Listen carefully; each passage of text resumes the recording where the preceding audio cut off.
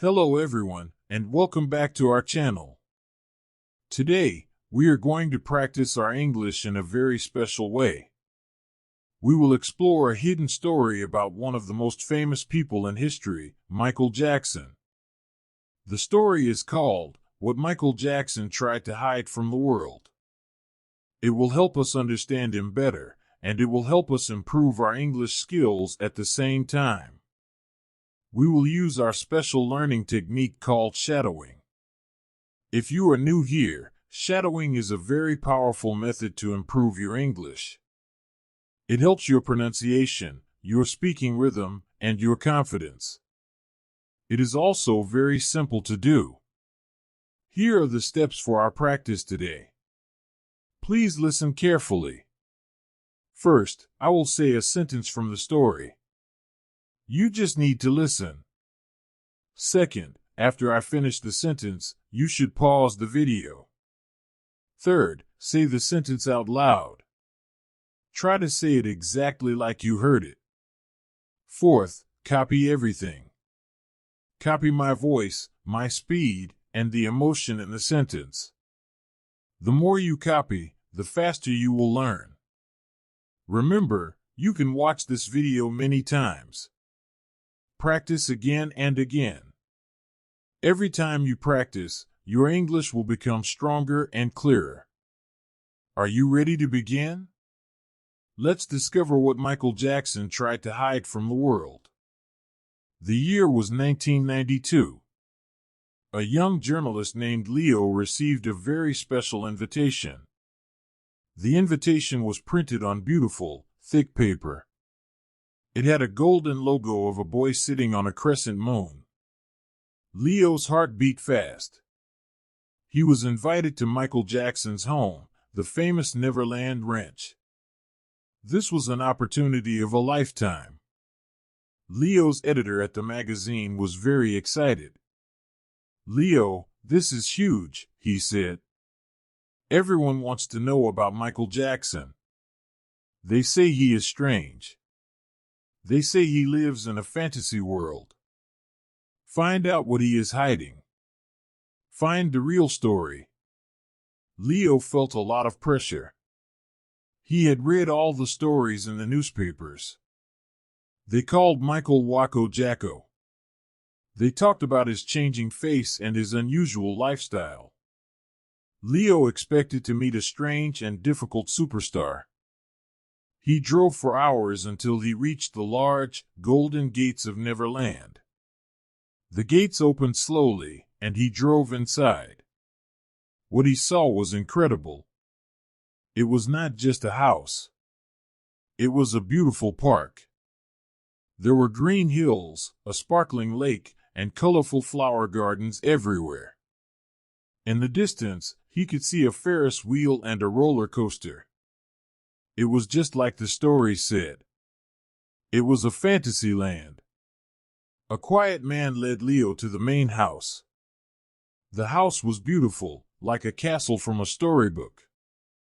He waited in a large room with wooden floors and a big fireplace. He was nervous. He looked at his list of questions. They were all about the rumors, the money, and the fame. Then, the door opened. Michael Jackson walked in.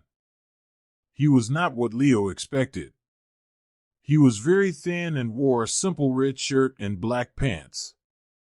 He did not look like a superstar. He looked shy. His voice was very soft, almost like a whisper. "Hello," Michael said. He gave a small, gentle smile. "Thank you for coming." Leo was surprised. He introduced himself, and his voice was shaking a little. Michael noticed. "It's okay," Michael said kindly. "Don't be nervous.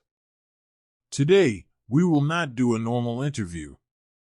I don't like sitting and talking about myself. Instead, I want to show you something. I want to show you my home." Leo put his notebook away. This was not going to be the interview he had planned. Michael led him outside. The California sun was warm. Their first stop was the amusement park. The colorful rides were silent. There were no crowds, no children laughing. It was just for them. "Why did you build this?" Leo asked, finally feeling brave enough to speak. "Is it for parties?" Michael shook his head. He walked over to a beautiful carousel with painted horses. He touched one of the horses gently. "When I was a little boy," he began, his voice full of memory, "I was always working. Me and my brothers, we were the Jackson 5. We sang in clubs, we made records, we toured the world. I saw other children playing in parks. I saw them on carousels, laughing with their parents. I always wanted to do that. Just once." He looked at Leo. "But I couldn't. I had to practice. I had to perform. I never had a real childhood. So, I built this place. I built it for myself. I built it for the child inside me who never got to play." Leo was silent. This was not the answer he expected. He thought the park was to show off his money. But it was not. It was a private place to heal a sad memory. Next, they walked to the zoo. There were elephants, giraffes, and even a tiger. Michael knew all the animals' names. He spoke to a chimpanzee named Bubbles like an old friend. He told Leo stories about each animal. He did not seem like a superstar talking about his expensive pets. He seemed like a gentleman who truly loved animals. He found peace with them. He said they never judged him. They just loved him. Leo started to understand. The world saw a strange man who lived with a chimpanzee. Leo saw a lonely man who found a true friend. After the zoo, they went to a building that looked like a movie theater. Inside, it was a perfect cinema with red velvet seats and a huge screen. There was even a counter with candy and popcorn. "I love movies," Michael said, his eyes lighting up. "I love stories. When the lights go down, I can forget that I am Michael Jackson. I can be a hero in an adventure. I can be a character in a fairy tale. I can escape." He offered Leo some popcorn. As they sat there, Leo realized something important. Everything at Neverland was about escape. It was about creating a world where Michael could feel normal, safe, and happy. It was a world he controlled, unlike the outside world that always controlled him. The tour continued. Michael was quiet for a long time as they walked through a beautiful garden. Then he stopped under a huge, old oak tree. Its branches were wide and strong, creating a big shadow on the grass. "This," Michael said softly, "is my most special place. I call it the Giving Tree." "The Giving Tree?" Leo asked. "Like the children's book?" Michael nodded. "Yes. I come here when I need to think. I come here when I need to create." He sat down at the base of the tree and looked up at the leaves. "People think my music comes from big, expensive studios. They think it's all about producers and computers. Some of it is. But the real ideas, the melodies, they come from here." He closed his eyes for a moment. "I sit here, and I listen. The wind in the leaves makes a sound. The birds sing a song. I just listen. And then, a melody comes into my head. It feels like the tree is giving it to me. Heal the World started here. Will you be there started here too? This tree gives me my music."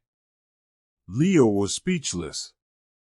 The king of pop, the musical genius, believed his inspiration came from an old tree. He didn't see it as his own talent. He saw it as a gift from nature. This was a secret far more interesting than any newspaper rumor. This was the secret to his creativity. He needed this quiet, natural place to make his magic. As the day was ending, they walked back towards the house. The sun was setting, painting the sky orange and purple. Leo knew he had to ask the big question his editor wanted to know. "Michael," he said carefully, "thank you for showing me all of this. It's beautiful. But the world will say it's strange. They will ask, what is he trying to hide from the world?" Michael stopped walking. He looked at the golden gates in the distance. He was not angry. He just looked thoughtful. "That's the question they always ask," he said sadly. "They think I am hiding a dark secret." He turned to Leo, and his eyes were clear and serious. "I'm not hiding from the world. I am protecting a world. The world inside of me. The world of the child who never got a chance to be one. The world of creativity that is very shy and very fragile. If you let the loud, angry outside world in, it can destroy that fragile place. It can break the magic." He made a gesture to all of Neverland around them. "This place is not a wall to hide behind. It is a garden. I built it to keep the child inside me safe. I built it so my creativity has a safe place to grow. That is what I am hiding. I am hiding the most important part of me so I can share its gifts, my music, with the world." Leo finally understood. The story was not that Michael Jackson was strange. The story was that he was trying to protect his own humanity in an inhuman world of fame. The secret he tried to hide was not a scandal. It was his vulnerability. The tour was over. Michael shook Leo's hand. His grip was light. "Just tell the truth," he said.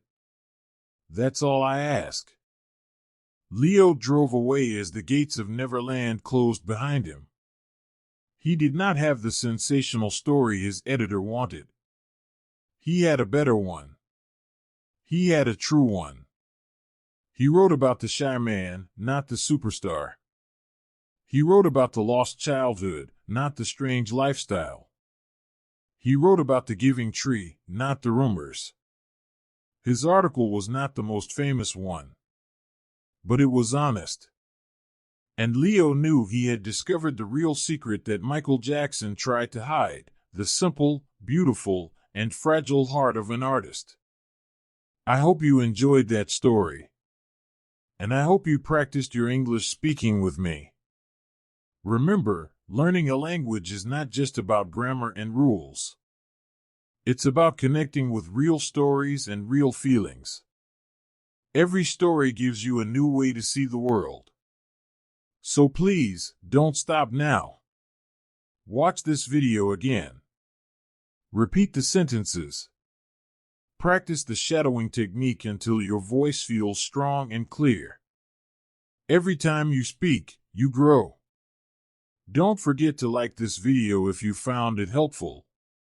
Subscribe to our channel for more stories and more practice. And please share this video with a friend who also wants to improve their English. Thank you for learning with me today. You are doing a great job, and I am very proud of you. See you in the next story. Goodbye for now.